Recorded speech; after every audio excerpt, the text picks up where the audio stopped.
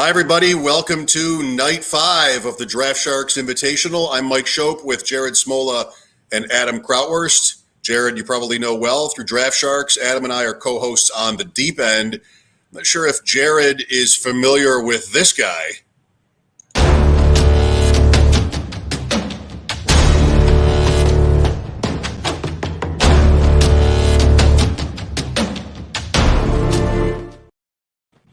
Oh, Jared, you don't look shaken. I mean, you're speaking my language with the shark, but I'm jealous. Me and Matt and I don't even have an intro that awesome for our podcast. So we're Well, you're young. So we're underway or about to be in Night 5 here at the Draft Sharks Invitational. 3 drafts last week and 3 this week, including one that Jared, you and I participated in last night.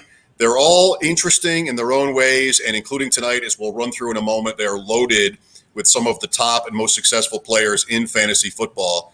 As somewhat of an outsider, congrats to Draft Sharks and you guys for putting this event together. I think that it's really become quite a cool thing for players who probably get lots of invitations and play in lots of big stuff. You've got all the top names.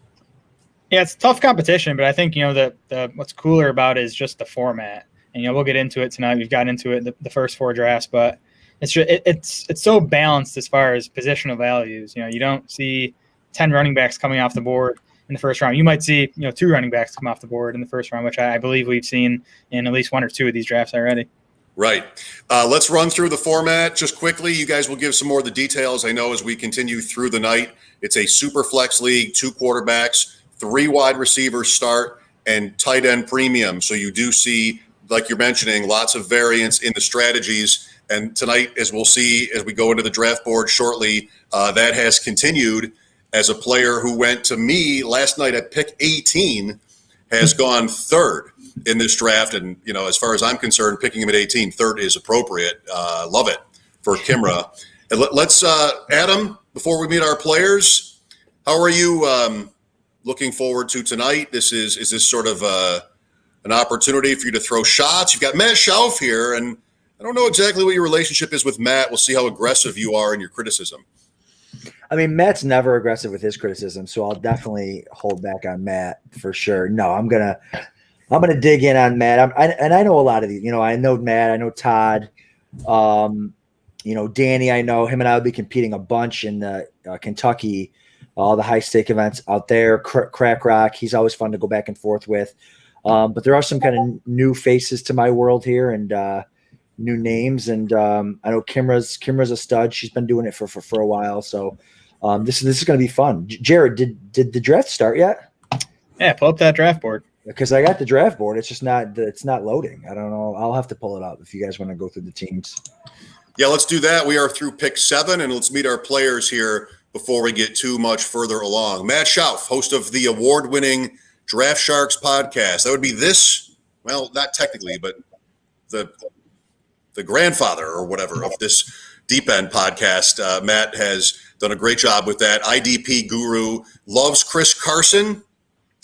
We all have our things. You can find Matt on Twitter at Schauf, SCHAUFDS. 2, Liz Loza from Yahoo Fantasy Football just got done covering the Olympics, where she interviewed Katie Ledecky on Twitter at LizLoza_FF. She's funny and a great follow for fantasy players. Number 3, Kimra Schleicher. I hope I'm saying that right. I've seen her name many times, including last year in this tournament, high-stakes veteran and the 2016 Fantasy Football World Champion. That speaks for itself, world champ. Drafting 4th tonight, Danny Mueller, another high-stakes veteran. In 2018, he was the Kentucky Fantasy Football State Championship main event champion, and he's won many FFPC main event league titles. Happy to have Danny in the 4th spot tonight. Crack Rock at 5, Greg Cantor. This is our 3rd straight high-stakes vet in the field. Finished 3rd in the main event 2 years ago and 4th in the RT Sports main event that same year, 2019. Well known. 6, representing Roster Watch tonight, is Alan Soslowski.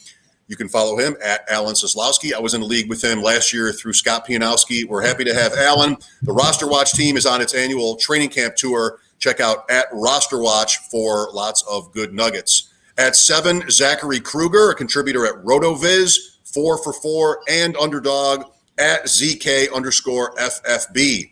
Mike Tagliere was scheduled to be in the 8th spot. You know him from Fantasy Pros. He was unable to join us tonight. We wish Mike well. John Scuderi is in that spot. He won the 2019 main event, and he did it with only one entry, which, I mean, I think that's the best you can do.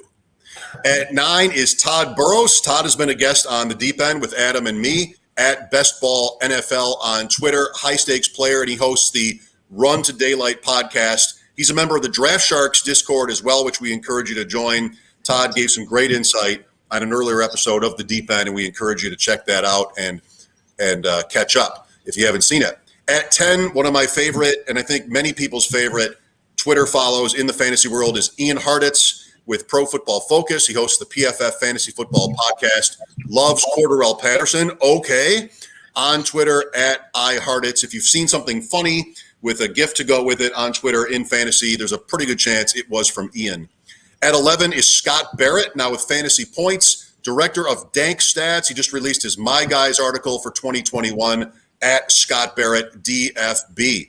And finally, at the turn, Ryan Hodge, DFS aficionado, recently launched rotohobo.com. That wasn't taken. Rotohobo.com. I like the sound of that. Somebody thought of it, and it was Ryan Hodge. You can follow him at Ryan Hodge. All right. Good luck, everybody. We are already into round 2. Jared, Adam, what are you guys seeing so far? Looks good to me. I mean, I think that first draft, league number 1, the quarterbacks slept farther than I thought they would. Our draft last night, the quarterbacks I thought went faster than they should have. This looks about right to me. I think, those 5 quarterbacks you saw in round 1 should be first-round picks in Superflex. Kelsey and Waller should be first-round picks in tight end premium, and then you can kind of fill in the rest of the 7 picks with your, or I guess 5 picks with your running backs and wide receivers. Yeah, same here. It's 5 quarterbacks are probably the 5 that should go in the first round there. They're kind of mix and match. Usually it's been Mahomes and Allen. 1-2. Allen went ahead of him last night, which was pretty cool. And then we got 4 running backs here. We've the last 2 previous drafts we only got 2, so that's pretty interesting. And yeah, again, all these different random team builds. We're gonna see who's gonna go 0 RB. We're gonna see who's gonna go 0 QB. We'll see how long that lasts. But yeah, it's going to be fun. That was Jared. That was you last night. 3 running backs up top. Do you know if that's unique so far through 4 events going on 5? It might be. I believe so. I'd have to check to confirm, but I think I'm the only team to start RB times 3. Well, as we look at round 1, Matt took Christian McCaffrey. Is that 100%? I mean, McCaffrey is seemingly the number 1 pick in every format. Jared, do you think there is a reasonable argument for a quarterback or Mahomes in particular at 1, or is it not reasonable? I think it's reasonable. And I think you could argue for Kelsey too. I wouldn't do it. McCaffrey would be my pick. I mean, we see Kelsey go 1 in some of these FFPC drafts, which, it's not always super flex, but it is tight end premium. So I think you can argue for any of those 3 guys, but it's definitely McCaffrey at 1 for me. Yeah, McCaffrey to Matt. Liz Loza takes Dalvin Cook. Adam? Yeah, I was just going to say the same thing for me. McCaffrey. It's fun taking quarterbacks high in these, but McCaffrey, when he's healthy, is worth 2 running backs almost. Mm-hmm. That's what you and I did in Pros versus Joes from the 101 as it happens. Dalvin Cook at 2 to Liz Loza. Kimra takes Alvin Kamara, who slipped to 18 last night, at 3rd overall. Interesting and cool. The first quarterback off the board to Danny Mueller and Patrick Mahomes at 4. Then 2 more, Josh Allen and Lamar Jackson to Crack Rock and Allen at Roster Watch. I was at 7 last night, Jared, and I was hoping for Kyler Murray. That did not happen. And then maybe Jackson is a backup. In this case, Murray falls to 10. Kelsey was there for me at 7. I went Dak Prescott instead, but Kelsey, I think you would say is good value, especially based on what you just said about 101. Kelsey is nice for you at 7. Yeah, I think Kelsey is right up there with, McCaffrey, Cook, Mahomes. You can argue Allen and Lamar too, even Kyler Murray. But to me, the advantage Kelsey gives you over all the other tight ends, even Waller, even to me, there's a gap between Kelsey and Waller. So, that in the tight end premium scoring kind of, to me makes Kelce definitely a top 4 value here. So great for Zachary to get him at 7 there. I think, Adam, for me, it was more just sort of maybe an obsession, which is not a good word, but with stacking. And I felt like with Kelce, for all his merits, I couldn't do as much of that as I had hoped for. Last year, I felt like I didn't know anything. So I ducked Kelce there, and I think he went 8. But I think you'd probably agree that Kelce at 7 works. Yeah, Kelce at 7 works. And I think, stacking doesn't work when you force it. But I think your draft last night, I think you did a really good job of taking the value and still getting the stacks. And also I think you had like a jet stack, those are easy to get because they're later on and stuff like that. So yeah, I think when stacking, when it works within the ADP, within your build, I think it can be really awesome. It's when you force it is when you kind of lose the value of the stack. We'll see what Zachary comes up with in that respect, if that's where he's inclined here going through the night. Kelce at 7 to Zachary Kruger. At 8, John Scuderi with Derrick Henry. Then we have Todd Burroughs taking the second tight end in Darren Waller. Waller is not practicing, which has been kind of a mystery so far. Anybody worried? I'm not. We're still a month away from the season. I got to think if it was, an injury we would need to be worried about, then we would have heard something. I mean, none of those Raiders beat writers know anything. So I'm not worried yet. Ask me in a week if he's still sidelined, I'll be starting to get worried. I'm guessing money, but I don't know either, Adam. Like he's lifting weights and riding the bike. Yeah, I mean, that would be interesting money. I mean, didn't he think he just signed a pretty big deal last year? But yeah, no, I haven't heard anything either. I was going to ask if you were worried about Dak today. Again, they're sending him to another specialist to look at that shoulder. It's disappointing. It's scary for me. I've got quite a bit of Dak through the leagues that I've done so far. And he's, I got him up there as my quarterback 2 or 3 when he's healthy. So I don't know. I'm annoyed and concerned for the situation.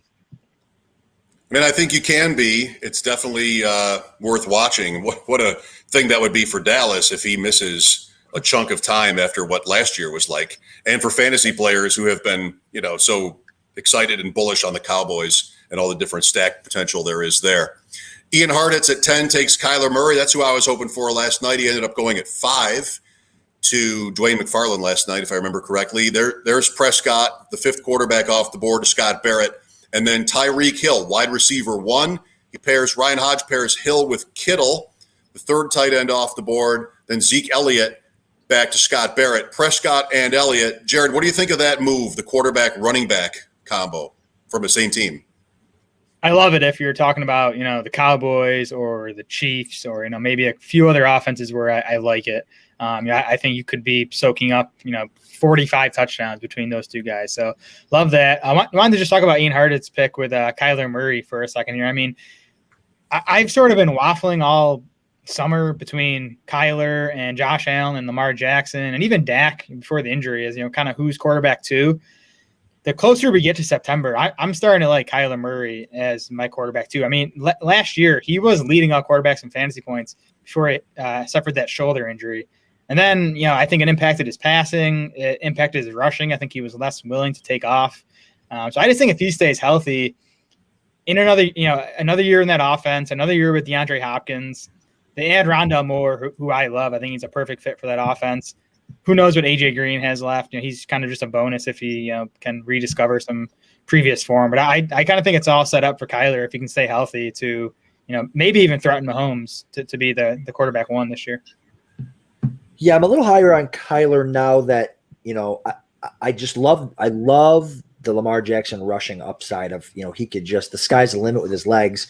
But, his receivers are dropping like flies, I feel like, or, Bateman, I'm just so high on Bateman to see him get hurt, and I think it's just, Sammy Watkins, I think you're really going to rely on him. I have a lot of Lamar Jackson. I don't have a ton of Kyler Murray, but I could totally see it. I mean, the weapons Kyler Murray has are much better than Lamar's. So we'll see. I mean, Kyler, if I had to choose today, it would be Kyler Murray. And I think Murray has similar rushing upside to Lamar Jackson. I think you could get an 1,100-yard rushing season out of Kyler Murray. I believe he was on pace for somewhere around there before that shoulder injury last year. He had 11 rushing touchdowns, which is pretty good. 819 on the ground in 16 starts. So, he'd be my running back too. And as I've said a couple times, maybe already, I was hoping for him last night at 7. That did not come to fruition. With Murray, Ian Harditz puts Devontae Adams as wide receiver 2. So there'll be no Packers stack like there was in round 4 last night. Todd Burroughs takes Russell Wilson as QB 6 to go with Darren Waller. John Scuderi following the Jared Smola path from last night. Aaron Jones with Henry. Different players, but you were Henry there. And then Jones, I feel like I've heard more and more often people are sort of ready to buy into Aaron Jones. I mean, there's all kinds of reasons to be ready to do that. You feel like you're noticing what this has been in the last couple of weeks is just there was a real softness about his value with the Rodgers uncertainty, and that has just kind of been put down? Yeah, I think people were definitely worried about the Rodgers thing. Even beyond that, though, in these DS Invitational drafts, and, we all think they're sharp rooms, Jones has pretty consistently gone ahead of ADP. He's like RB8 or RB9, I believe, in ADP. I think he's gone RB4 through 6 in all these drafts so far, at least 3 out of the 4. So that might tell you something. I think a lot of these sharp drafters are higher than consensus on Aaron Jones. Yeah, interesting point. Here we are through the middle of round 3. We haven't read all these off yet, but we don't have Mixon yet. We don't have Chubb yet, and that will be interesting here in the coming picks. Stephon Diggs goes to Zachary Kruger in the middle of round 2 to go with Travis Kelce. So wide receiver 3, pretty consistent here with Diggs. And then the first 2 quarterback team is the roster watch team, Alan Seslowski with Lamar Jackson and Justin Herbert. Adam, do you like Herbert as 7? Like, is he for you between Wilson and certain other guys? Do you like him that high?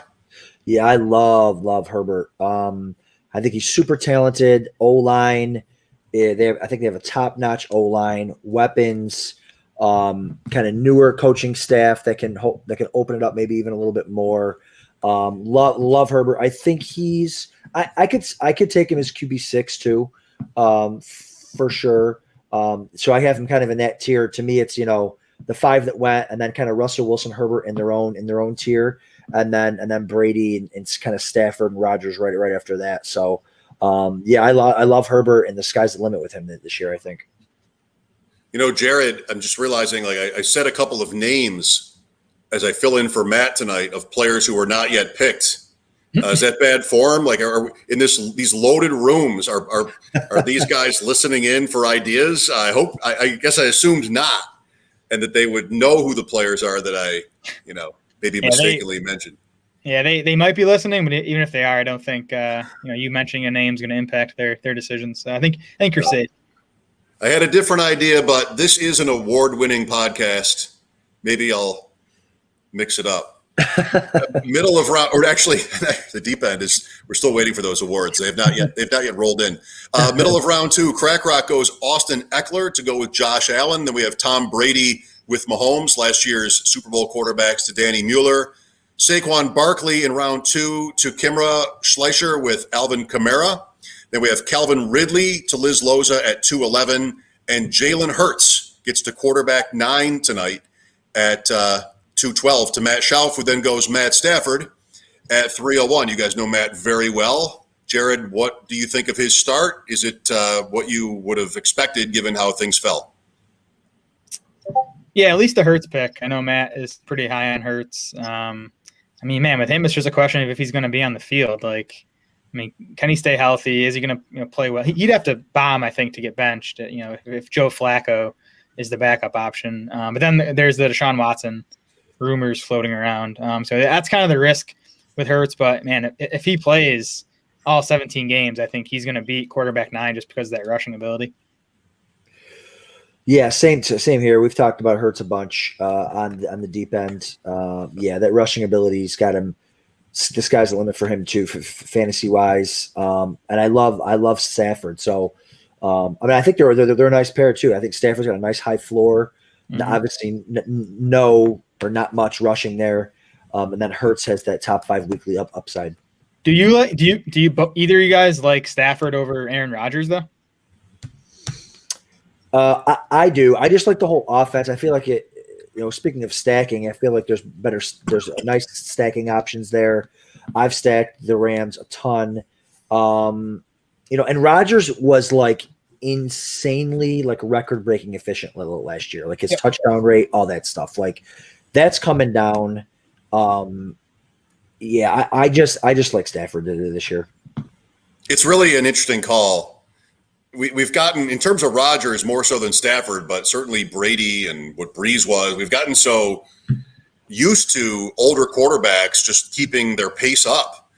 And I don't know, like the species, like how much more how much less susceptible are we at 38, 39 as NFL quarterbacks, I guess, to basically just hold off Father Time. I mean, Ryan Fitzpatrick is someone who's late. I think he's 39 or is about to be 39. And I don't know, you never hear that. You just hear about how he's going to throw the ball downfield all the time and he's finally got a good team and here's his chance to make the playoffs. But man, like we just don't care about their age anymore. And, it's still a little bit old. And so is Matt Ryan in between here as we get into round 3 with Liz Loza taking Matt Ryan right after Stafford from Matt. Then 2 receivers, DeAndre Hopkins and A.J. Brown.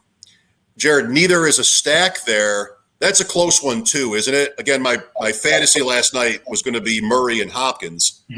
Hopkins versus A.J. Brown. Anybody feel strongly?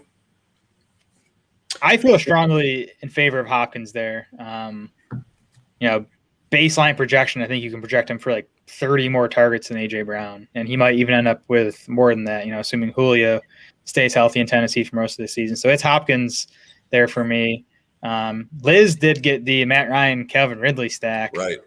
That's early for Matt. It's early for me on Matt Ryan. I'm curious. I'd be curious to know if Liz has Matt Ryan ranked that highly or if she sort of, went down her rankings just to get that quarterback stack. Yeah, that's kind of what I was talking about earlier is, is if you're reaching for Ryan is probably not going to be there when it gets back to her. Maybe. It's close. Yeah. only 2 quarterbacks have gone since she took him. But yeah, I'm not. Matt Ryan has been horrible without Julio Jones over his career. I get he's got Kyle Pitts, but Julio is Julio, and he's so yeah. I wouldn't have done Ryan there. I would have just gone with and I hope she didn't take Ridley trying to get that stack either. Like I hope it was just one of those like, hey, let me get the quarterback to go with my receiver. But like I like probably Hopkins there over Ridley. I do like Ridley at 4 though. I'm fine there. If that's independent, I'm fine there. All right. So Hopkins, then A.J. Brown to Danny Mueller at pick 4. Aaron Rodgers ends up being quarterback 12 to Crack Rock. I bet he's pleased there with Allen and then Austin Eckler as well on that team. Everybody's pleased. How could you not be pleased with these teams? Look at these players, and you're just in this league. What a life. Alan Seslowski at Roster Watch takes Antonio Gibson at running back 9. That's nice, middle of round 3. The running backs again here, we saw this last night. They're lasting, including some big names. If you're watching the board as we speak here early into round 4. Jared, you went running back 3 times to start your draft. And, I think you're doing that partly at least because that's where the value is, right? Like that's what is part of making you an excellent player. Like independently though, what does it look like when it's the next day and you see a team that starts that way? And I guess maybe the better question would be, how does it change the rest of your night? Does it put the pressure on? Oh yeah, I was feeling the pressure last night, making sure I, just locked up a couple starting quarterbacks, with how long I waited on those guys. I think Derek Carr, who I took as my second, was like the last locked in starter. So, again, it was not how I planned for that draft to go. I thought maybe I'd get Mahomes at 4. I thought, maybe Wilson or Herbert would get to me in the second round. I thought maybe Stafford would be there in the 3rd, but it just didn't happen. So I didn't force it. Took the running backs. Hoped I could make quarterback work later, and maybe I did. We'll see. I'm going to need Deshaun Watson or Drew Lock to start a bunch of games for me. What do you think, Adam? What do you think about a team that starts that way? You get it. Totally get it. Yeah, no, I would have, yeah, those running backs are studs. And I remember talking to you last night, Jared, and hey, if you knew Barkley was going to be there in the third, Right. Would you have taken that running back in the second? And you said no. And I agree with that too. You just don't know what's going to happen, but the potential there is just absolutely awesome. And you still got your starting quarterbacks, you know what I mean? So there's got to be some give somewhere in these, because you got to start 3 receivers, but you got to, you're probably going to start two quarterbacks, but you got to have running backs. It's tight end premium. So you don't want to be weak there. There's got to be some give. And if you can get some starting quarterbacks and you get 3, if you could have 3 top 8 running backs, then you don't care who's a quarterback. The news has improved somewhat on Barkley to the point where maybe now, and this is also Carson Wentz, I suppose, as it happens, but week 1 is in the window.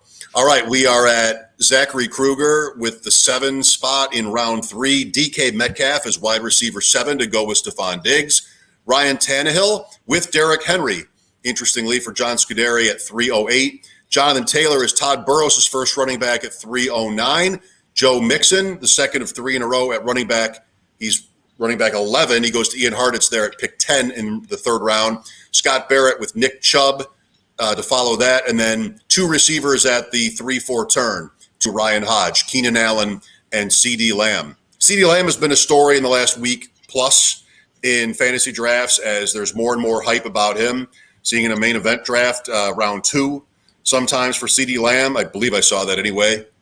What do you think of that, Jared? CeeDee Lamb early. I mean, that's where he goes now. If you're drafting, expect CeeDee Lamb to go somewhere between wide receiver 8 and wide receiver 10. It's like 2 or 3 spots higher than I'm taking him. I'm taking Justin Jefferson over him. I'm taking Allen Robinson over him. Once those guys are off the board, I'm totally fine with CeeDee Lamb. He is a stud. It's a great offense. The concerns are just the target volume with Cooper, with Gallup there. Zeke's going to get his touches. But I mean, if Cooper or Gallup miss time, then that's kind of all Lamb needs, I think, to pay off that type of price tag. Yeah, Lamb's hard to pass up.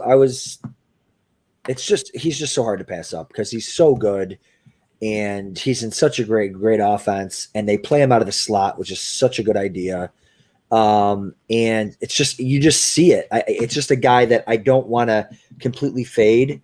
And not fade him based on like he's not going to be good, just fade him based on where he's going. Like Keenan Allen, like I'm taking Keenan Allen over him. Like there's just a lot of guys that are just awesome too.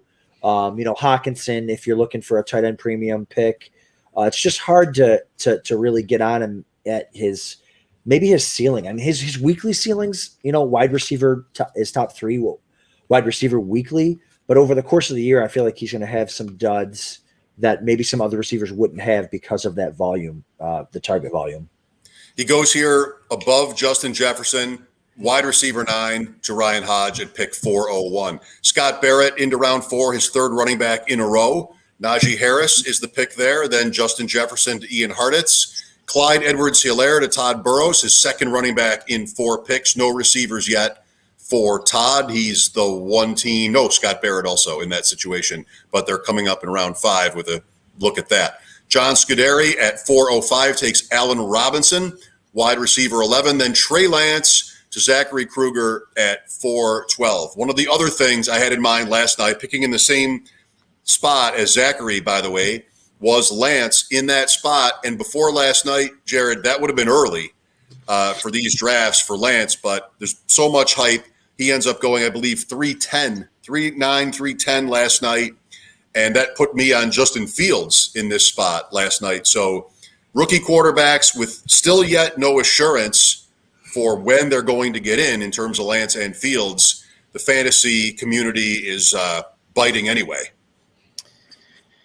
Yeah, and the upside's exciting. I mean, Lance especially with what he could do on the ground. And, Kyle Shanahan did it with Robert Griffin as a rookie. Similar type of player to Trey Lance. And RG3 finished quarterback 7 that year in fantasy. He had 800-something rushing yards. That's what you could see from Trey Lance. Maybe better because I think San Francisco's weapons are better than what Washington had for RG3. So I think there's top 5 upside with Trey Lance. Fields' ceiling is similar, maybe not quite as high. It's just a question of when they're going to get on the field. And, if you had asked me the night after the first round of the draft, I would have told you Justin Fields will be on the field before Trey Lance. But now, it sure seems like Lance is closer to getting that starting job. Adam, you and I had a decision in Pros versus Joes, Lance or Fields. We went Fields that night, but both guys have a lot to offer. Yeah, is Lance, so it's hard because I'm not a big, I don't watch a ton of college tape and whatever, but like Lance played one game as his last year in college there. Like, what is his rushing? Like, I feel like Fields' rushing upside is way higher than Lance. Am I crazy? I would never call you crazy, like while we're on camera, but feel free. Lance was he has spectacular rushing stats. Yeah. Even though he didn't play last year hardly. So yeah. I mean, that's the expectation here. That's priced into his ADP is that he was going to run a lot. Yeah. I mean, if we're looking, and I know it's a comparison because it's the Niners, but if we're looking at like a Colin Kaepernick type player, then yeah, sign me up. And yeah, I mean, I've got some Lance, and him and Fields kind of go back and forth. They're right in that QB 13, 14 range. I just feel a little more comfy with Fields because I think that he does have a little bit more rushing upside. He's got Allen Robinson to lean on there, and like you said, I think he's going to get in a little bit sooner. I think, but who knows? Who knows how it's going to turn out? Yeah, I feel more comfy with Fields as an NFL passer. I mean, just the experience edge he has over Trey Lance. And you're right, their rushing upsides are similar. I think Lance's might be a bit higher. Like Mike said, what he did in that 2019 season, he had like 1,100 rushing yards, 14 touchdowns. He reminds me some of like Taysom Hill as a runner. He reminds me some of like Cam Newton as a runner. Josh Allen, kind of in that mold. So, and the other reason I think Lance has a higher ceiling is I like his weapons better than what Fields has in Chicago, and I trust that coaching staff in San Francisco more than I do in Chicago. Yeah, I know that again, I think I may have said it last night. Jay Moyer over at FF Astronauts, Mike and I had him on the pod, and he had Fields as his number one ranked quarterback, college prospect going into the draft. So that means something. Fields playing in the Big Ten and rushing against those players means a little bit more to me too. So we'll see. It's going to be. I love young athletic quarterbacks. It makes the league way more exciting. And I'm so happy that they took taunting out of the league because we don't want any sort of joy at all going on. So, yeah, we'll see. Maybe we'll get into that. I feel like there might be, you guys are too smart for this, but there might be a slight bias against Chicago, so against Fields, because it's the Bears. And no one alive has ever seen the Bears have a fun, great quarterback. Like no one still alive has ever seen that. So I think maybe that serves as some sort of sneaky hidden value in Fields, but who knows? To finish out round 4 after Trey Lance, Fields still on the board as we talk about him so much. Roster watch, Alan Soslowski in that slot tonight with Terry McLaurin, first of 3 receivers in a row. That it's Mike Evans to Crack Rock and Chris Godwin to Danny Mueller. I wonder if Danny was on either of the Bucs receivers there with Tom Brady as one of his quarterbacks. He gets Godwin instead of Evans. That's fine, right? I think that's a coin flip. It's close enough. I wouldn't be flipping a coin if I'm deciding between the two. I would take Evans, but it's close. Evans just wins on the red zone roll. I just think he's a better touchdown bet. Future Hall of Famer Mike Evans, Adam. I mean, I don't have to flip a coin to tell you that. He's gone wide receiver 13, I think, in every draft except for mine, where it's insane that I waited on him and got him at, I think, wide receiver 19. I would have thought that Mike would have been texting people to snag him, to put me on tilt. I would never do that. I remember that we were on stream wondering if you were going to take Evans or Cooper Kupp. You went Kupp, and then what do you know? Evans is still there when it came back next year. That's right. I still am waiting for my $10 for that call. Evans, who wears number 13, wide receiver 13. Adam, I look forward to seeing the Mike Evans bust in Canton with you this weekend. That's right. 2 tight ends in a row to Kimra Schleicher and then Liz Loza, Mark Andrews, and TJ Hawkinson. Interesting order. I mean, Hawkinson is often going before Andrews, but fine.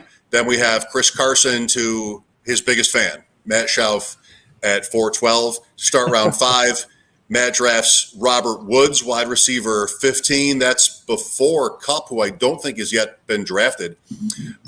David Montgomery to Liz Loza at 502. Then 2 quarterbacks, Burrow and Lawrence following that. Danny Mueller, Jared, 3 quarterbacks, 2 receivers. What do you think of that structure?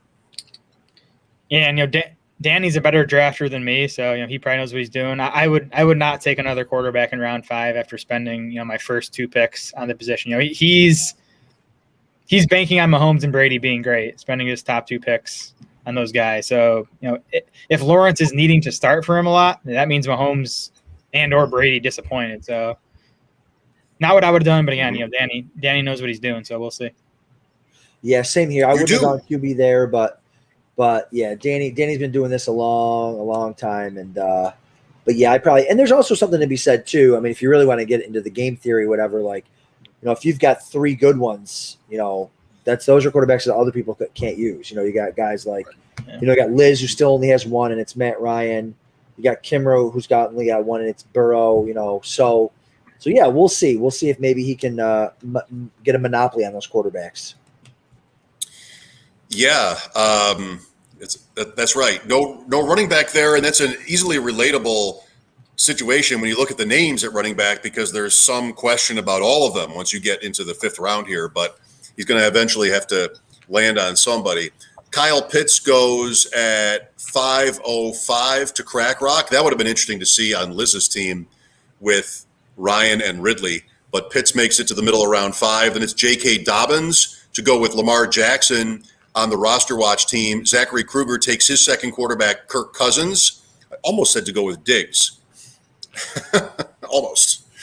That's a couple years ago. John Scuderi then takes Josh Jacobs. Jacobs is one of the interesting names from last night. The 9th round, Jacobs. And then here he goes, running back 18, 5th round. That's closer to what I think we're used to with Jacobs. You guys, Jared, you were in the draft with me. Did you think anything of that last night with Jacobs falling to round 9? Yeah, he's just one of those guys that no one wants to take, even though, in round 9, he's just he's an easy value. He's gonna get the carries. And everything we've heard out of Vegas is Drake is there to do some of the pass catching stuff that Jalen Richard and DeAndre Washington have done in recent years. I think Jacobs, when healthy, is still going to be the clear lead ball carrier there. Yeah, they got rid of their whole offensive line, and they don't love Jacobs. That's why they brought in Drake, and Jacobs is just going to undervalued. I feel like he needs to leave Vegas before we can really see what he's made of. But yeah, he certainly needs to be taken before around 9. But I'm not taking him ahead of DeAndre Swift here. I'm not taking him ahead of ETN or Henderson. So, yeah, I just have Jacobs a little bit lower. My favorite take I've heard on Jacobs so far when it comes to the Raiders is, your tendency can be to look at the money and say, well, okay, they paid Kenyon Drake this, so they're going to use him. And that can be, a smart way of attacking, trying to make those predictions. I heard, I'm not sure who it was, but I heard on the Raiders, that John Gruden doesn't care. He's not going to care about that. He's going to pick the players he wants for certain roles. And then, you guys, Mike Mayock, the rest of you guys figure it out. So I don't think the money has to mean anything when it comes to Drake, which is a point toward Jacobs. I think my guess would be that Jacobs still plays that decidedly primary role for the Raiders. That said, when it came to be my turn last night, I passed every time. DeAndre Swift at 509, 3 running backs in a row for Todd from PA. We have Ian Harditz going with Baker Mayfield, his second quarterback at 5'10". Mayfield might be 5'10". Maybe. Amari Cooper to Scott Barrett. There's the Dallas stack I remember for last night, only with Elliott. And then DJ Moore, 4 receivers and 5 picks for Ryan Hodge. Just to talk about his team, guys, for a second. Then Travis Etienne at 601. No quarterback here. That's going to be 83 picks into this draft at the earliest before we see Ryan take his first. And that was quick math there by you. Pick 83. Good. I'm curious to see. Need a stronger beverage. Should see him at the blackjack table. He's unbelievable. Yeah, we'll see what Hodge does there. Who he gets and how many quarterbacks he takes after waiting that long. I think awesome for Scott Barrett to get Cooper there at wide receiver 16 to stack with his Dak Prescott and Zeke. DeAndre Swift, to me, that's a huge value to get him in the late 5th round at RB19. I just think he's going to catch a ton of passes, and I'm not excited about the Lions offense, but I don't think it's going to be a complete disaster. I think Goff is, okay. He's not as bad as a lot of people would make you believe. It's also a really good offensive line they have there. It could be a top 10 O-line. So I just think with Swift, though, it's really the targets. I think, he could catch 60 balls this season. So to get him at RB19 in a full PPR seems really strong. Yeah, Mike, what do you think about him? I know you interviewed a beat writer today, right, from Detroit? Yes, on WGR, we talked to a guest from the Locked On Lions podcast, Matt Derry. I'm glad I could think of it. Matt Derry. He was great. And, he talked about Jamal Williams. Jamal Williams will exist in that offense. Yep. We just don't know to the extent. But I'll fully buy into Dan Campbell as, your dad's favorite coach, right? Like, run and stop the run, field position. I don't know about punting on 3rd down, but maybe. I think Detroit has a chance to be that kind of team. Limit mistakes from Goff, shorten the game, all those phrases we grew up listening to, or I did, that mostly, thankfully, have been retired. So I think, in general, that bodes well for Swift, and I've liked him at his value. I think he's a win. I'm happy. It's just like most of my teams don't have running backs in that spot. Sure. But I think, if you end up with Swift, I think that's quite good. Adam Thielen, if we get into round 6 here, Scott Barrett takes a second receiver with Thielen at 602. There's Darrell Henderson to Ian Harditz at 603. What do you think of this team so far, Jared? Murray, Mayfield, Mixon, Henderson, Adams, Jefferson. No tight ends yet. Tight ends are taking their time in general, it seems, tonight. I think we saw that last night as well. I like Ian's team. It's balanced. I'm a big Joe Mixon guy. I think RB11 is a value. Gets Henderson as RB2, so he's solid at RB. Adams and then Justin Jefferson. I thought Jefferson at wide receiver 10 was a value, so he's good there. So yeah, just got to figure out tight end now, but I think it's a good start at those other 3 spots. Yeah, I like it. Same here. Nice. It's always fun and kind of sexy to see teams load up on one position or 2 positions and have it be, I'm going to dominate this one thing. But there's always something to be said to have a little bit of everything here. But we got to see what he's going to do at tight end. I like, this is what I did last night. I'm trying to think of your team, Jared. Like, I was fine to wait. For me, it was round 12, which I think made me last to pick my first. And I know the premium point, but I think your chances are just as good in the second half of this draft, finding your way to 3, playable tight ends who will play, than they are in the middle here. So I think up top is fine, depending on how you want to start. This is where I get scared. Noah Fant just went. We're not to him in the countdown yet, but I had a friend last night who was pushing Noah Fant. I just can't. Like, I feel like these guys in the middle here at tight end are a little scary for what you could get at wide receiver instead. Yeah, I ended up taking. Sorry, go No, ahead. go ahead, Adam. I was just saying, I completely agree. I had a conversation with a guy that I co-own quite a bit of FFPC teams with, and I'm the same way. Like, give me the premier tight ends, or I'm just going to wait. And because Noah Fant, I just can't. Logan Thomas, no way. These guys over the receivers that are available there. You just don't know. There's so many question marks with Noah Fant. You see the third option on his team, like. I can get that with Irv Smith, 5 rounds later. So, I'm the same. And plus, last year, I know this is maybe isn't the smartest thing to do, but last year I just got burned so many.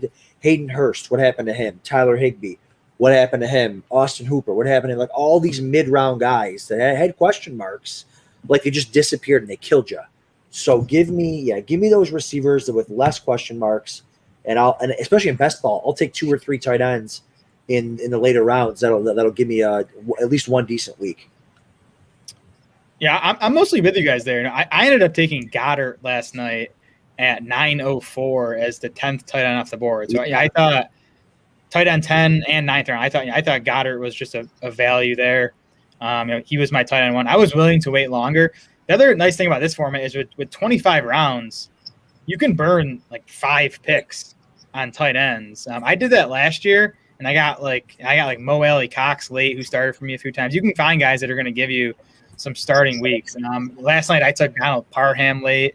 Tyler Conklin is a guy who I like late. Just looking at last night's draft, Kylan Granson is kind of interesting. So I do think with 25 rounds, you can afford to wait and then just kind of play the numbers game and hope you kind of get, quantity over quality at tight end. Yeah, exactly. That's a key point. The fact that this draft is so deep. I agree.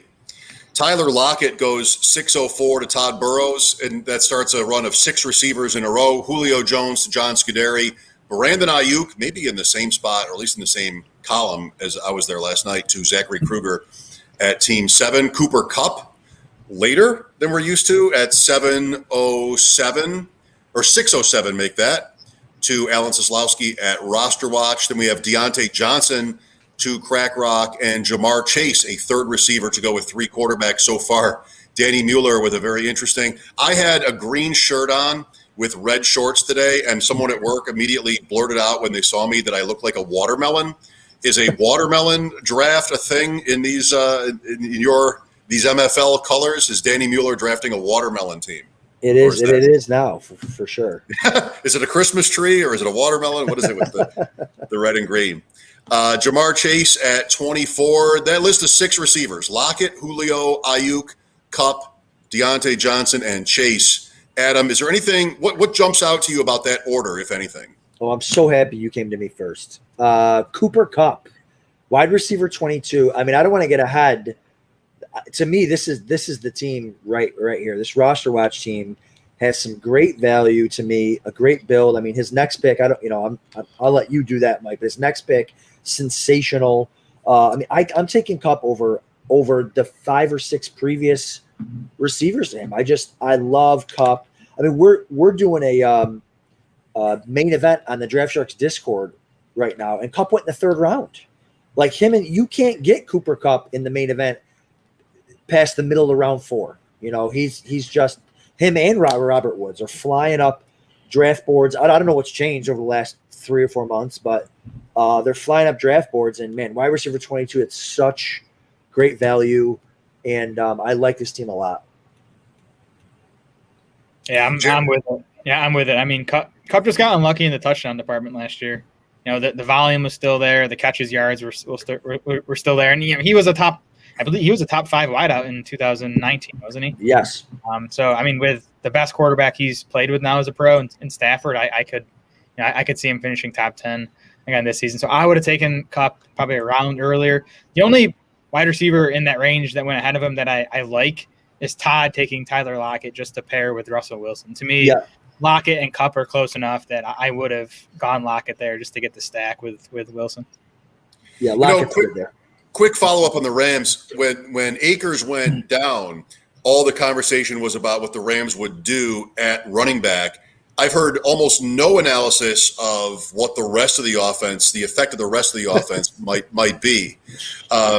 Jared, have I not turned your station on often enough, or what are you thinking here? Well, I wrote in my initial, Akers injury reaction article that, I thought one result might be the Rams just throwing it a whole bunch more. In 2019, when Todd Gurley was running on fumes, that's what they did.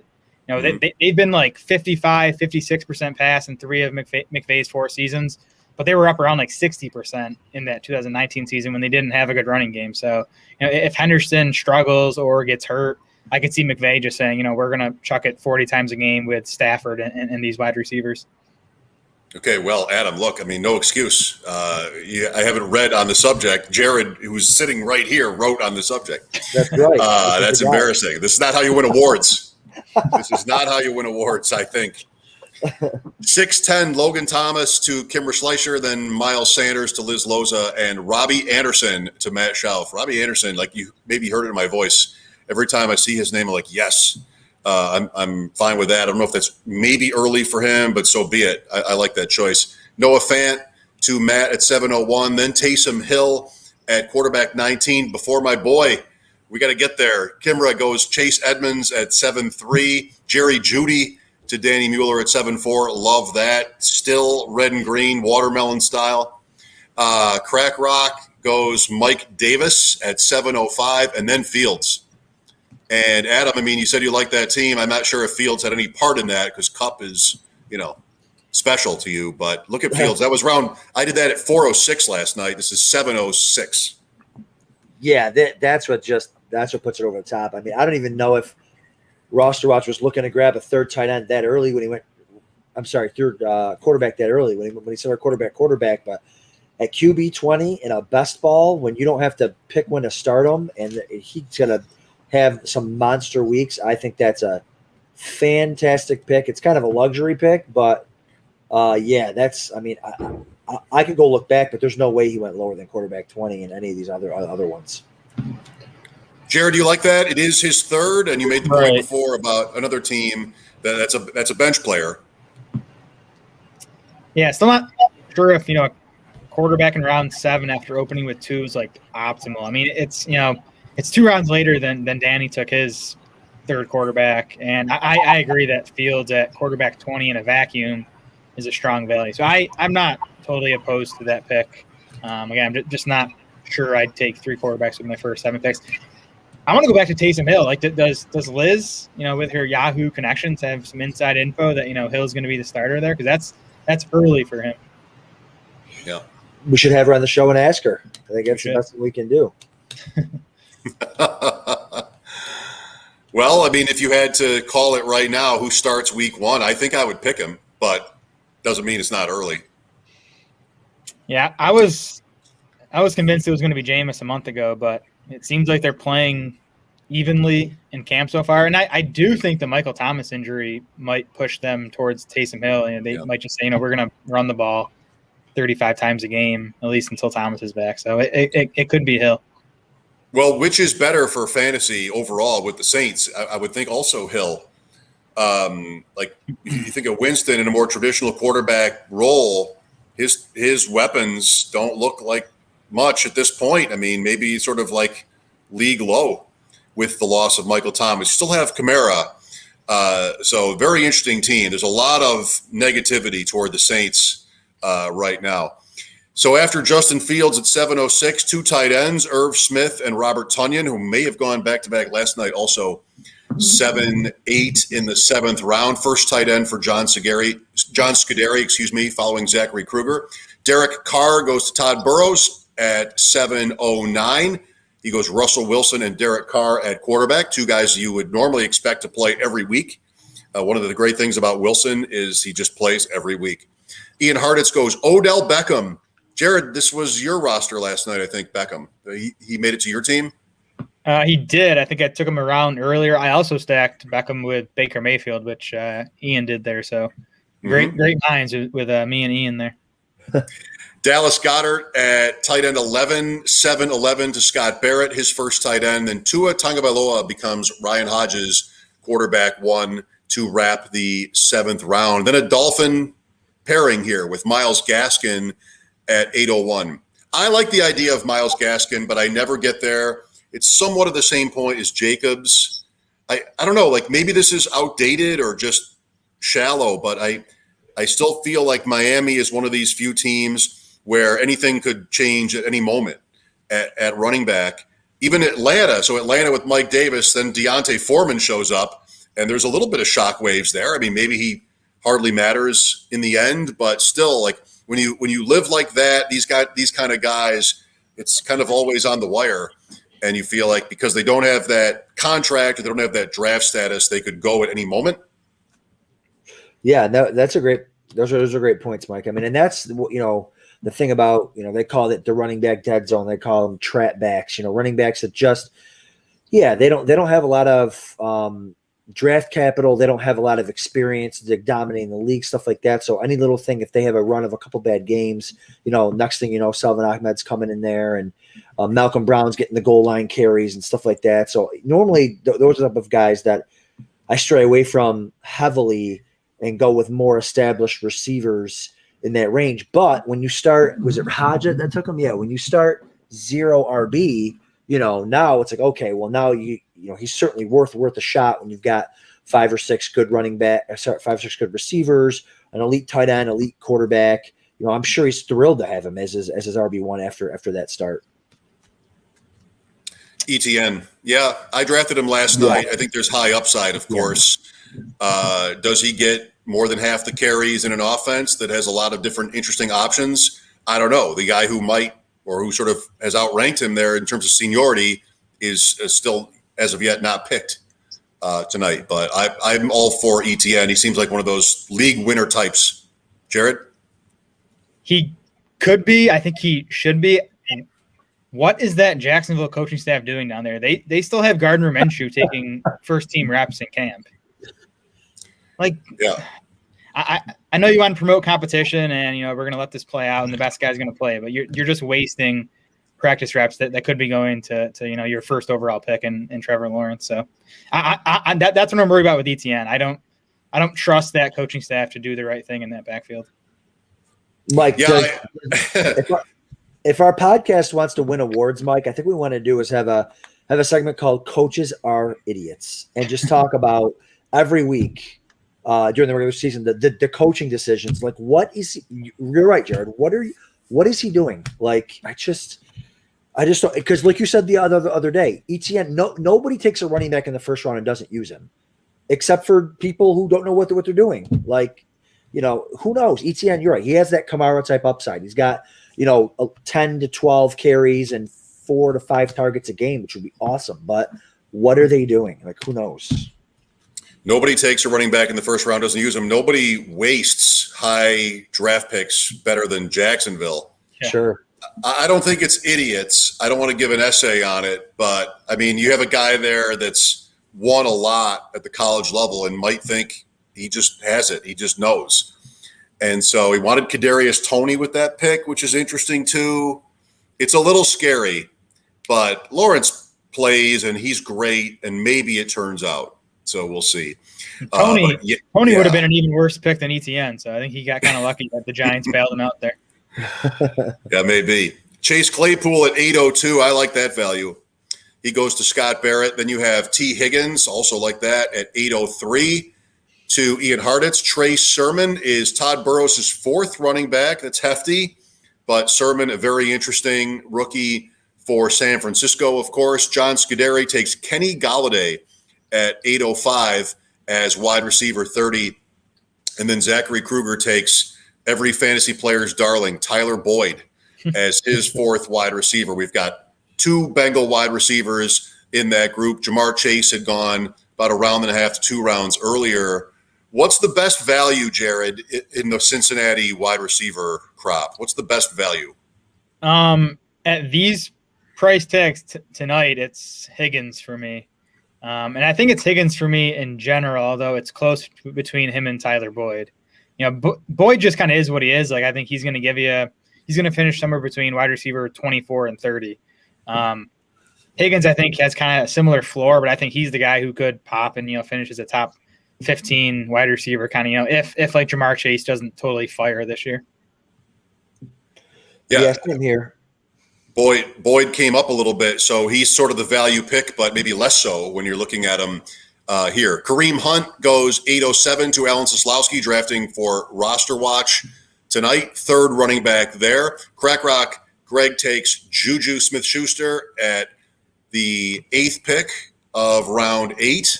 3rd receiver for him. That would be Javonte Williams, another Bronco, back-to-back Broncos for Danny Mueller, and his 1st running back. That's interesting right there. He waited until 8 and 9 and comes down with 2 rookies, Javonte Williams and Michael Carter. There is upside there. Let's finish the turn, and then we'll talk about that maybe. Michael Thomas, okay, 8-10 to Kimra Schleicher in that spot, and then it's Ryan Fitzpatrick, a 3rd quarterback for Liz Loza, and then Brandon Cooks for Met Schauf.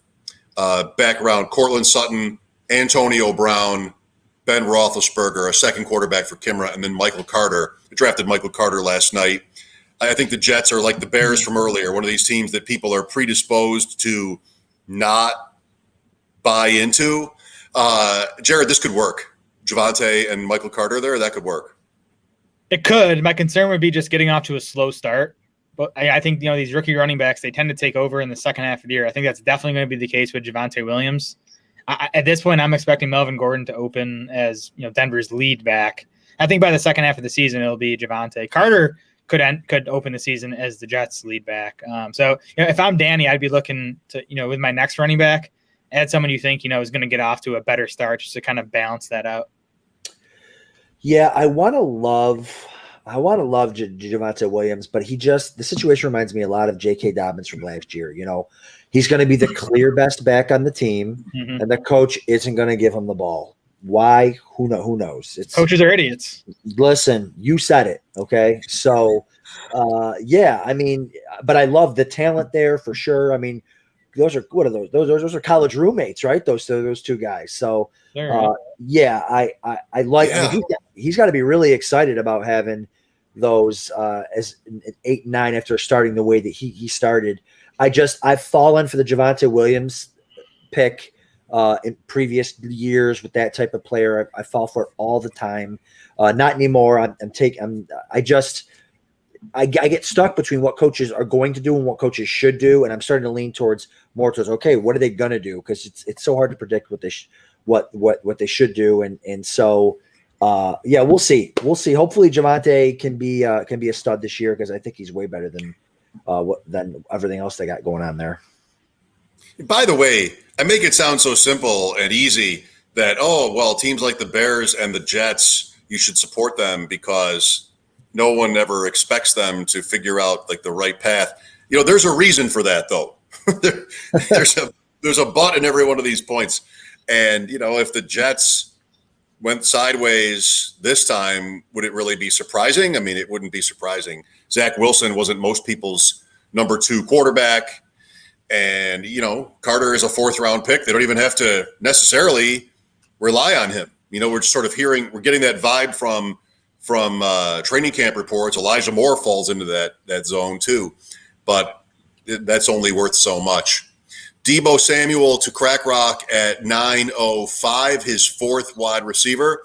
Then Laviska Shenault to Alan Soslowski at Roster Watch, his 3rd receiver on that team. Zachary Kruger takes Carson Wentz as his quarterback 3.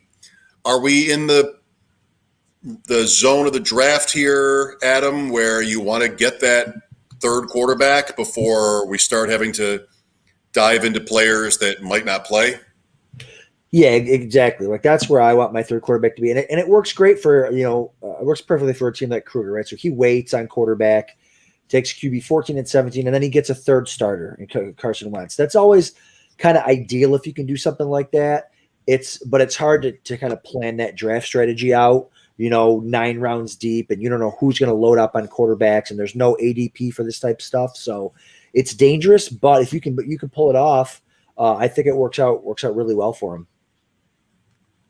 My only issue with his 3 quarterbacks is Trey Lance and Carson Wentz might not be on the field for the first week or 2 of the season. So I probably would have taken like Daniel Jones or Sam Darnold instead of Carson Wentz, even though I do like Wentz, when he's healthy over both those guys. But just pairing with Trey Lance, I would have taken someone who I know will be out there for the start of the season.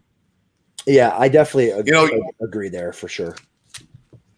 Yeah, Darnold, stacking wise, Darnold is more of a backdoor move because DJ Moore, Anderson, for instance, would have both been picked. When it comes to Wentz, especially after the injury, you have a lot of potential here coming up, including even a running back and multiple tight ends.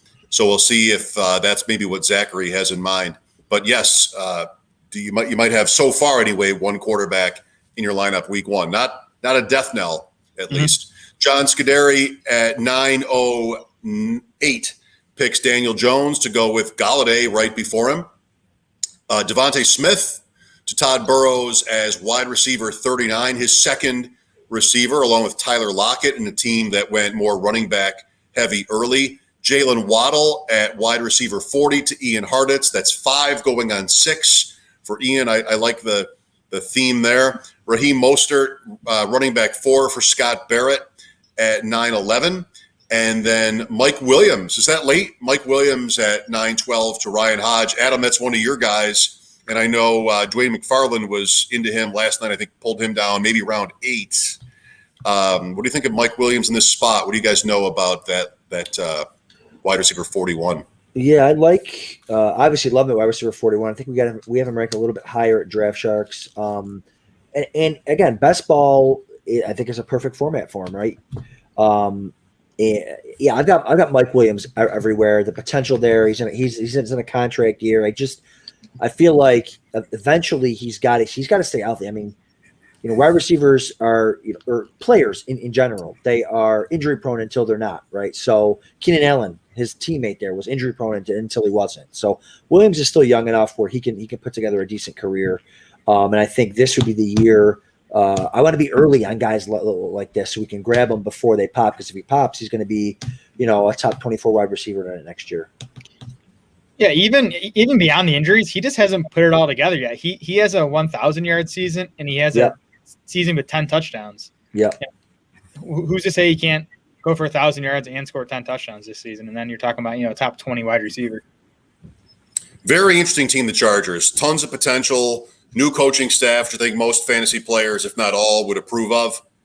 And so everybody there in their own way is somebody like you can see a higher ceiling, higher result. Mike Williams, maybe more than anybody else on that team for that. Probably because Hunter Henry left. If Hunter Henry were still on the Chargers, we'd all be talking about how this is finally the year. A little bit the same for him. We have 9 rounds down. It's Tyler. Oh, by the way, 905. It wasn't that much different last night to Dwayne McFarland with Mike Williams. Wide receiver 38, 39 in that range. Tyler Higbee at 10:01 to Ryan Hodge, a second tight end. Sam Darnold goes to Scott Barrett for his second quarterback. I think with Darnold, I'm in the camp where I feel like maybe with the Jets, he wasn't good. It's easy to sort of make excuses for him with the Jets, but I'm not inclined to do that. How do you see Carolina's commitment to him is an interesting question. Deshaun Watson was a rumor with Carolina, and that has kind of faded. You still don't know, though, what's going to happen with Watson. They gave up pretty good draft picks for Darnold, but this is still a trial, isn't it, Adam? This is still a tryout for Darnold. I would think, though, it probably lasts the year, though. Yeah, I would think so. I mean, Adam Gase is an O coordinator of a high school team right now. Like that's what we're talking about here. Like people who can get away from that situation, that's huge. That's absolutely huge, and it's been proven time and time again. I want to give him the benefit of the doubt. I mean, he was the number 1 overall pick for a reason. Number three. Yeah, sorry. Yeah. For a reason. I mean, he has got all the physical tools. Let's just hope that he's just I hope that he's just not maybe mentally broken where he just all the bad habits that he picked up with the Jets are there and you can't fix it. But he's got the weapons. He's got weapons galore there. He's got three weapons there that are being taken inside the top 6 rounds, like that he's going to throw to. Like, so, I think if he plays all the games, if he stays healthy, if he can keep his head on, I think he's going to smash ADP. Yeah, I mean, you said it with the weapons, and I'd even throw Terrace Marshall in there, who I think his ceiling is massive, and supposedly he's off to a great start in training camp. So I think Darnold might have 3 strong wide receivers plus McCaffrey. Now he has no rushing upside, so I don't think he has like a super exciting ceiling. But yeah, I mean, at quarterback 27, if he makes it through the season healthy, I think he's going to beat that. Quick one for me is Michael Gallup, the next pick. Scott Barrett went in different directions a few different times when Gallup might have been a reasonable choice, reasonable value, and not go Prescott, Elliott, Cooper, Gallup. Would you have? Is that going too far? Like I was thinking that way last night. I don't have Elliott on my team, but I have the other ones. Is Gallup excessive? If you see Scott's team, like, do you sort of think he missed an opportunity? How do you look at it, Jared? I would have taken Gallup instead of Mostert. I think Gallup at wide receiver 42. I think that's a value in a vacuum. Then you throw in the stack value on top of that. Now, I mean, I think he needed to go quarterback with one of those 2 picks there, 9th and 10th, to get that second guy. So, I mean, Darnold I like, but I would have taken Gallup instead of Mostert. He has 3 solid backs in Zeke, Chubb, and Harris. Yeah, for sure. I think that was probably a misstep. If I'm looking at his team, I absolutely love it until that point. He doesn't need another running back. He's got 3 studs. And I would have gone Gallup and Sam Darnold, because Jared's right. He needed a quarterback there. Being at the end of the draft, being at the end of the round there, he's got to wait all that time. So I definitely would have gone Gallup, got that stack, and got that quarterback. Mecole Hardman goes at 10:04 to Todd Burroughs, wide receiver 43. A lot of buzz about Hardman. Mike Gesicki is tight end 2 for John Scuderi out of Miami. And then it's Damien Harris to Zachary Kruger, his first running back, Damien Harris, here in round 10. Well, he played the game, waited to this point to draft running back 1. I'll buy into Harris, Jared. Like, it's New England, and we're used to for years not trusting what we get at running back there. I mean, even Sony Michel is still there, not to mention Stevenson. But Harris seems pretty close to clear cut as the favorite there right now to me. I don't know. There's a report today from whoever the Patriots beat writer is for The Athletic. And he called Harris the 1A to Michel's 1B, and basically said they both had excellent camps.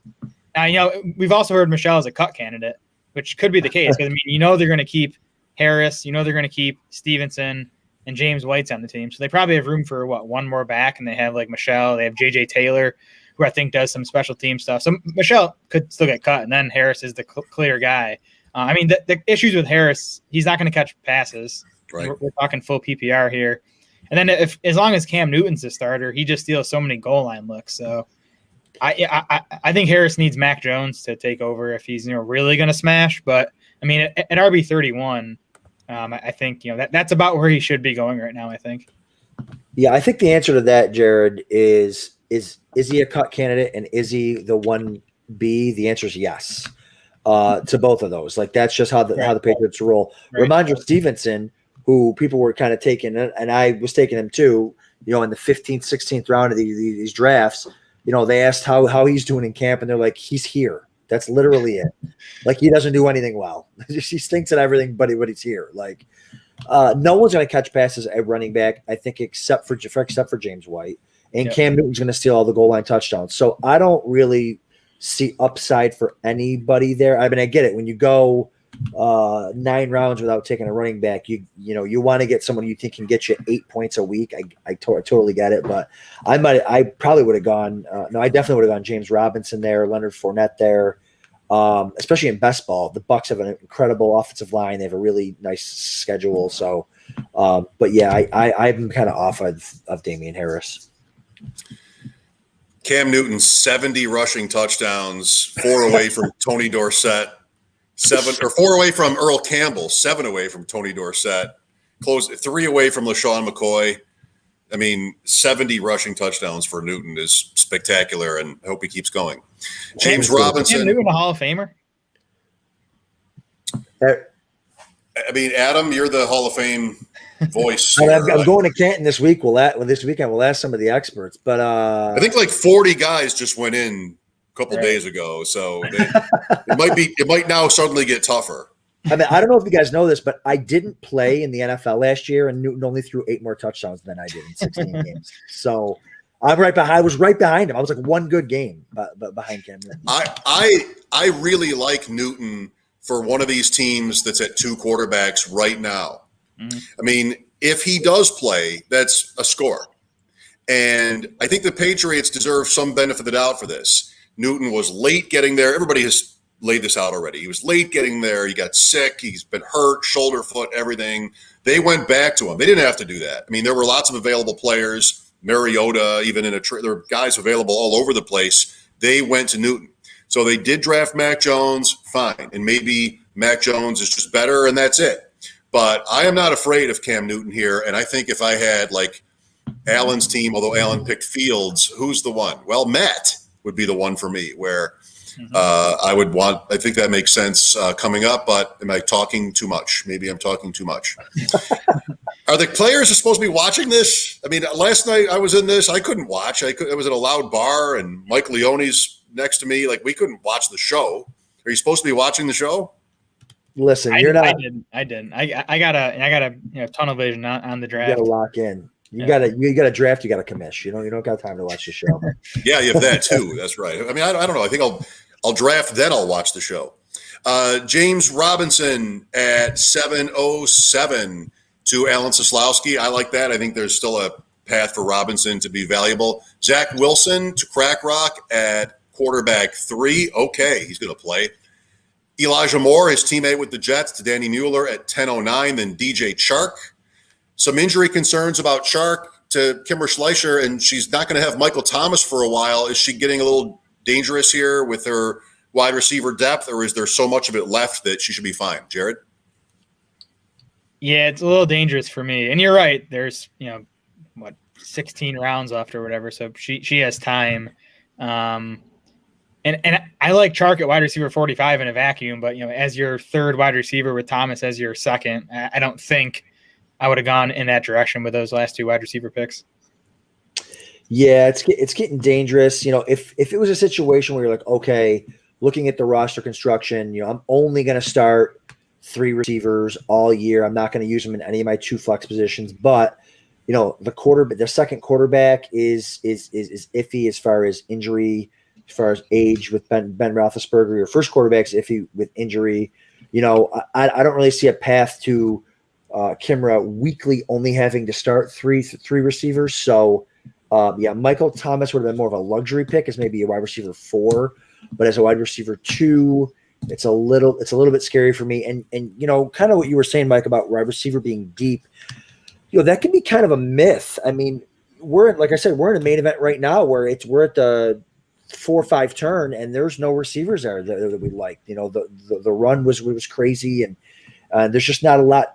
The receivers in certain drafts go so quickly that before you know it, you have, DJ Chark as your wide receiver 2, so it's, although he did fall here quite a bit to wide receiver for 45, but I think that can be a little bit of a myth that wide receiver is deep. I think when you get to round 11 in a normal FFPC draft, you are struggling to find receivers that you really like. The next pick is Gabe Davis, and Adam, I'll go right back to you here. I mean, the 3 of us are all in Western New York. I talk about the Bills on WGR every day, and I just had a conversation today about Davis in terms of fantasy. I'm off Davis. I think they brought in Sanders. Sanders is above him on the depth chart. He's a player that they've wanted for years. Davis had a tremendous year last year in the red zone, but it was still barely 2 catches a week. And they have 3 targets who outrank him. So best ball, okay, if it's deeper, but he goes too early, at least in terms of tonight, in my opinion. So, if there's an injury, you've got Beasley at 32 and Sanders at 34. Even Diggs has been around. Like there's an opening if that happens, but I feel like he's a guy that needs that to perform at his price. Yeah, I completely agree. And even if you see that the wide receivers taken around him, like I know Elijah Moore and Chark were taken before Gabe Davis, the picks right before him, but they're on a whole nother, they're 2 tiers ahead of Gabe Davis in my mind. Davis is probably the wide receiver 4 there. Now he led the team with 8 touchdowns last year, I think. He also had like 2 or 3 called back. So he's got that touchdown upside, but from weekly volume, I don't, in lineup setting, I'm certainly never going to start him unless there's a couple injuries. But he could pop off for 5 or 6 scores, but I don't like him here in the 10th round at wide receiver 46. Jared, is there a more bright side argument for him? No, not at wide receiver 46 for me. I mean, I was just digging into Davis this afternoon and prepping for our AFC East pod and the Draft Sharks pod tomorrow. If you look at how they used him last year, he had a 17-yard average depth of target, which was like top 10 in the NFL. He led the Bills in end zone targets. He had more end zone targets even than Steph Diggs. So, I mean, he had a valuable fantasy role. We want the downfield shots and the end zone targets, but there just wasn't enough beyond that to kind of support him, even with John Brown missing all that time. So I'm with you guys. I think Davis is the Bills' fourth wide receiver. So, at wide receiver 46, it's, 10 to 15 spots too high among wide receivers for me. I believe I've heard over the course of the summer he had more end zone targets than Devontae Adams last year, Davis. If that's right, that's phenomenal. But that's not the kind of thing I'd expect to continue. Leonard Fournette, that's much earlier than last night. He goes 10-12 to Matt Schauf to close round 10. Let's buzz forward. Zach Moss, speaking of the Bills, a little bit of an injury concern with Moss, hamstring, but really tough to know at this point what that's going to mean. Adam Troutman, let's pump up Liz a little bit here because we've been maybe dogging a couple of her choices. I like Troutman a lot. I think Taysom Hill, by the way, on this roster, I think Troutman has a real opportunity with New Orleans. Tight ends tend to take their time, so I'm optimistic there. Adam? Yeah, I love her tight ends. We didn't get a chance to high five her on the TJ Hawkinson pick. Love that pick. And, I'm probably going too far back, but yeah, Troutman's good at tight end 14 for sure. He's got great opportunity there now with, Thomas out. You got injuries to some other receivers and suspensions coming up for these guys. But kind of back to her running backs there, Montgomery. Are we higher on Montgomery now that Cohen's going through? I think Cohen's been hurt or whatever. Like Montgomery's a guy I really want to like. Have you guys been moving him up your board at all? I mean, are we really afraid of Damien Williams there? I'm exactly the same. What do you mean? You haven't moved him? Well, what was Cohen going to represent? Williams is there. To me, I'm exactly the same. I mean, Montgomery is in that place where I'm hoping to not need a running back in my draft. So I mean, that's a pretty shallow perspective on it, Jared, but Cohen doesn't affect Montgomery really to me. So we have nudged Montgomery up the Draft Sharks rankings a bit with the Cohen news, added a few targets to his projections. I mean, that's the situation he was in last year when he was such a workhorse with Cohen out. So, Damien Williams is kind of the X factor. Like, what do you expect him to do there? He didn't play football last year. I think it's fair to say he was a middling talent even before, opting out last year. He flashed at times for the Chiefs, which it's kind of easy to flash in that Chiefs offense. So I think there's a chance Montgomery opens the season as one of the top 7 or 8 backs in terms of projected volume, which would be nice. And then, if Fields takes over for the Bears and that offense takes a step forward, I mean, I think Montgomery is at minimum a nice floor pick where he goes because he's pretty much locked in as the lead ball carrier. And I think there's upside for him to beat ADP if he, hangs on to that pass catching role that he played last season. Melvin Gordon at 11:03 to Kimra, then Jonnu Smith, Danny Mueller's first tight end. I like that strategy. So we'll see there. Hunter Henry hurt, Jonnu Smith, a lot of talent, maybe the number 1 target in New England as it plays out. Ronald Jones, then to Crack Rock at 11:05, his third running back. Will Fuller to Alan Soslowski, drafting as roster watch tonight at 11:06. Tony Pollard to Zachary Kruger, running back 2. After Damian Harris. Pollard is an interesting figure, much talked about in fantasy drafts. 2 tight ends then to John Scuderi and Todd Burroughs with Evan Engram and then Jared Everett of Seattle. You have A.J. Dillon to Ian Harditz. Dillon, I think, is a popular, trendy choice in these drafts. Jared Goff and Mac Jones to end round 11. Jameis Winston at 12:01. So back-to-back quarterbacks there. Jared, you look at Ryan's team ultimately here with the 3 QBs. There may be one more. It's a long night. Mm-hmm. But did he get away with it, so to speak, at quarterback? I'd be a bit worried. I would have taken Mac Jones and Cam Newton if I was him and just locked up the Patriots starter. Because, I mean, again, there's a chance here that Mac Jones isn't the Patriots week 1 starter and Jameis Winston isn't the Saints week 1 starter. And that could go well into the season, so he might, kind of be stuck with just one quarterback. Where if he had taken Mac Jones and Cam Newton, he at least would have been assured of having that second quarterback. Even Tua, my kids would say, as Among Us fans, is a little sus.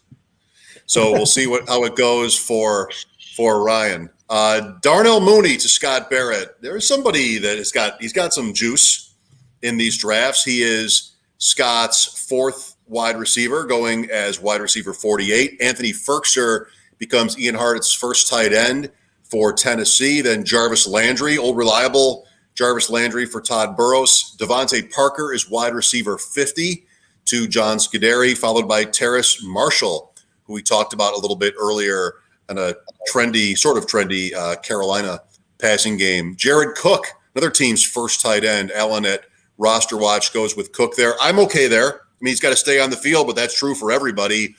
And if you like the Chargers, which I think it's natural law, every year we all like the Chargers, I think then Cook has life. David Johnson, following that to Crack Rock, then Rob Gronkowski, tight end 2 for Danny Mueller. Rondale Moore to Kimra Schleicher at pick 10 in round 12. James Conner, keeping with Arizona, to Liz Loza at the 11th pick of that round, and then Michael Pittman to wrap it up.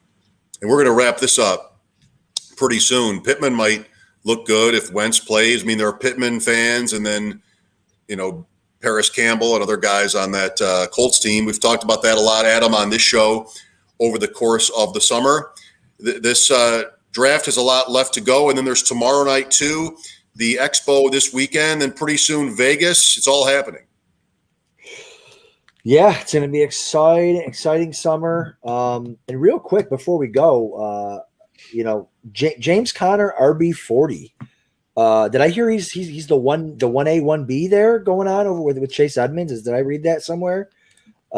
Maybe I'm crazy, or I'll have to find it and retweet it. But there was a report, something to that effect, where it's going to be a committee. Conner could definitely lead the Cardinals in carries this season.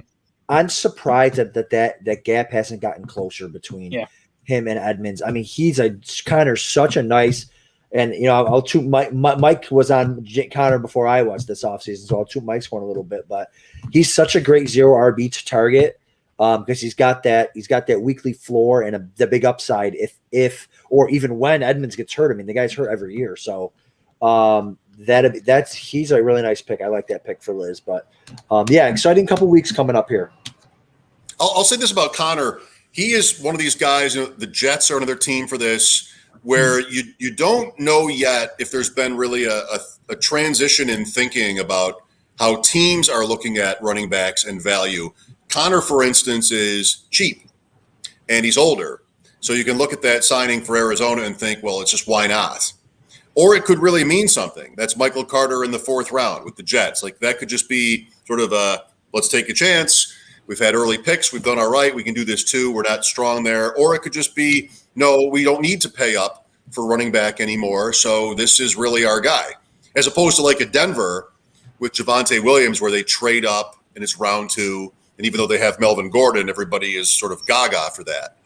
So it's the Jets, I know, and even Arizona. But I think I like the idea that those teams optimally could really be counting on those players, even though they didn't sort of do the traditional things, the high draft capital, the big money that would make you think that that's going to happen necessarily. Yeah, I think it's definitely that's my counter argument. The smarter way to build a football team nowadays. And I think, talking fantasy, back to fantasy with someone like James Conner, I mean, his contract doesn't guarantee him anything. But I also think, once these guys are on the field, it's the coaches making the decision. So if Connor's out playing Edmonds, he's going to be the one getting the touches. Okay, well, once again, this draft will continue. And, continue. It's barely half over. And then we have tomorrow night, too. Congratulations once again to the Draft Sharks guys. You guys have put together a really signature event. And the format, not only does it bring in the top players, I guess it's tied together. The format is so interesting and smart that you really you know that you're challenging people who they want that challenge, and they're playing against the other best players. So good for Draft Sharks. Any questions for me before we end? I think that's it. I think I'm questioned out. 4 hours in the car each way this weekend. You'll have all the time you want to ask questions. All right. Well, hey, anybody joining us in Canton this weekend? I know a lot of you, even drafters, will be there. So we hope to meet as many people as we can. We don't get there until maybe dinner time Saturday, I think. But look forward to meeting big party on Saturday night, Mike. So bring your dancing shoes, I guess. Oh. I'll wear these glasses so you'll know, and I'll bring my forehead so you'll know who I am. We'll know who you are on site there. Jared, thank you. Great job and continued success. We will see you in future draft rooms. Everybody, thanks for watching and listening tonight. Welcome. Thanks for being a part of the Draft Sharks Invitational, and we'll see you next time on the Deep End and the Draft Sharks award-winning podcast. See you guys.